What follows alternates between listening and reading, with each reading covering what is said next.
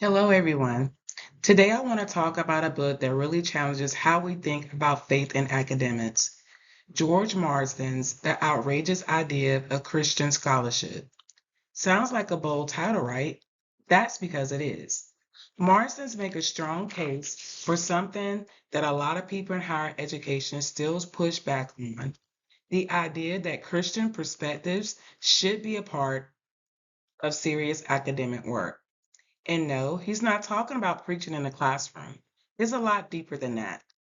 To understand what Marston's getting at, we've got to rewind a bit. In the 20th century, especially post World War II, American universities became more and more secular. Religion was basically seen as something personal, not something that belonged in scholarship. But Marsden, along with other Christian thinkers like Marden, started pushing back. They noticed something odd. It was perfectly acceptable for scholars to approach topics from a feminist, Marxist, or postmodern point of view. But when someone brought a Christian worldview into the discussion, that was suddenly off limits. So Marsden asks, why the double standard? If the Academy values diversity, why exclude Christian thought from the table? Marsden's main point is this: everyone brings their worldview to their work, whether it's religious, political, or philosophical. So instead of pretending scholars are totally neutral, why not just be honest about our commitments? He argues that Christian scholars shouldn't have to hide their faith just to be taken seriously. And no, that doesn't mean replacing evidence or reason with Bible verses. It just means acknowledging that our beliefs shape how we see the world. And that can actually enrich scholarship. Philosopher Alvin Plantinga takes a similar approach.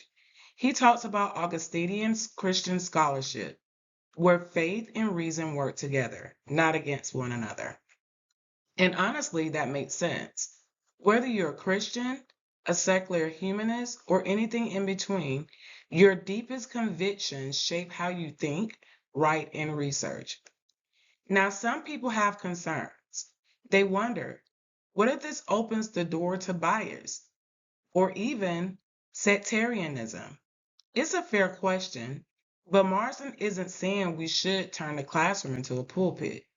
He's just saying Christians should be allowed to bring their full selves, faith included, into academic conversations.